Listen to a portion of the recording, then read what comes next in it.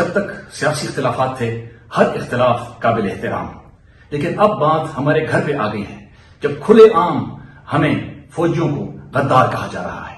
میں صرف ایک بات کروں گا، جاگ فوجی جاگ، تیری پگ نو لگ گیا داغ۔ ہم آرمی کے ریٹائرڈ لوگ عمران خان صاحب کو یہ بتا دینا چاہتے ہیں کہ ان شہداء جن فوجیوں کے سروں کو کاٹ کر فٹ بال کھیلا گیا دہشت گردی کی جنگ میں، آپ ان کے لواحقین کو کیا بتانا چاہتے ہو کہ یہ میر جعفر اور میر صادق والی فوج ہے؟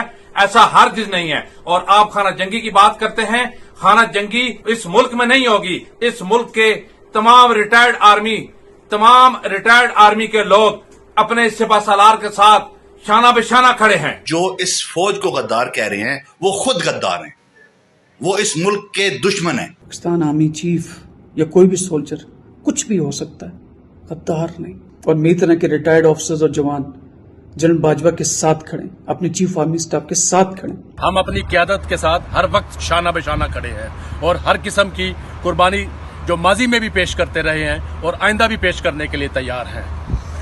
پاک فوج زندہ باد۔ غازیوں اور شہیدوں کی وارث افواج ہے اور اس کا سپہ سالار افواج پاکستان کا فخر ہے اور ہم ان کے ساتھ ہر جگہ پہ کھڑے ہیں۔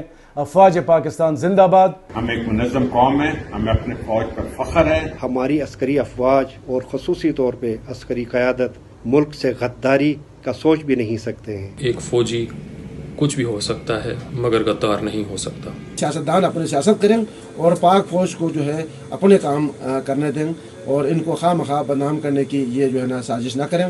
یہ اگر جو ہے نا ہم کسی صورت اس کو جو ہے ہم برداشت اور قبول نہیں کریں گے۔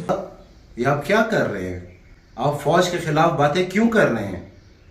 آپ کی ریسنٹ کمپین میں ہر جگہ پہ آپ فوج کو برا بھلا کہہ رہے ہیں، ڈائریکٹلی اور انڈائریکٹلی۔ کیا ہو گیا آپ کو؟ یہی فوج تھی جو آپ کی سپورٹ میں تھی، لیکن آپ اسی فوج کے مختلف رینکس میں، مختلف فائلز میں آپ سمجھتے ہیں کہ آپ کے اس طرح کرنے سے بیچ میں نہ اتفاقی آئے گی یا آپ کی غلط فہمی ہے۔ ایسا کرنے سے صرف اس ملک کا اور اس فوج کا نقصان ہوگا اور کسی کا نہیں ہوگا۔ عمران خان صاحب، دا ملک زمونگا دے، دا ملک استاسو دے، دا ملک زما دے، دا ملک دا زمونگا اولاد دے۔